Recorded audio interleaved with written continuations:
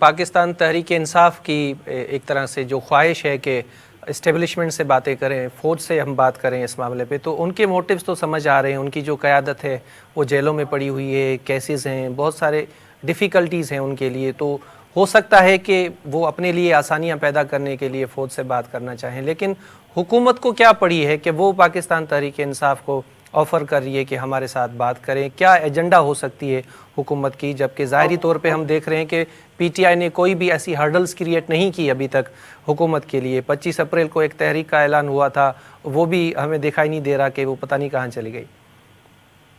دیکھیں، ان کو یہ حکومت وقت کو بخوبی علم ہے کہ 8 فروری کے بعد پارلیمان کی سب سے بڑی جماعت جو ہے وہ پاکستان تحریک انصاف ہے. اگرچہ اس کے دوران الیکشن نتائج میں رفع بدل کر کے اس کو آگے پیچھے کر دیا گیا، لیکن اگر مخصوص نشستیں دی جاتی تو آج شاید 135-40 کے ساتھ تحریک انصاف ہی ایوان کی سب سے بڑی جماعت ہوتی. تو حکومت اتنی بیوقوف نہیں ہے، ان کو معلوم ہے کہ اگر ایوان کی سب سے بڑی جماعت کو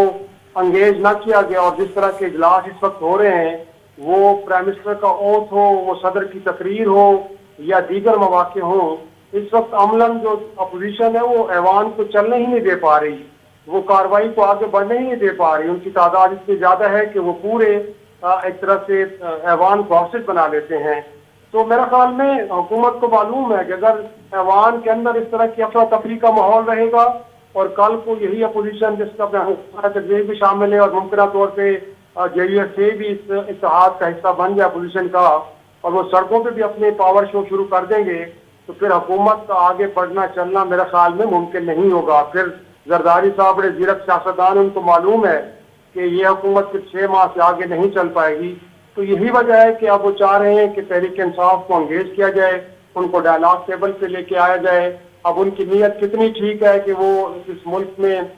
جو باقی سیاسی افہام و تفہیم کا ماحول پیدا کرنا چاہ رہے ہیں، اپوزیشن کو ڈیو رسپیکٹ بھی دینا چاہ رہے ہیں، اسپیس بھی دینا چاہ رہے ہیں، یا اس انگیجمنٹ کا بنیادی مقصد حکومت کے لیے مزید وقت دینا ہے تاکہ اس دوران وہ کچھ ڈیلیور کر کے تو مضبوط بھی ہو جائے. کیونکہ آپ کو معلوم ہے کہ ابھی تک اکنامک فرنٹ کے اوپر بھی کوئی پازیٹیو انڈیکیٹرز نہیں ہے. تو ایک مشکل میں گری ہوئی حکومت یہی چاہے گی کہ وہ اپوزیشن کو انگیج کرے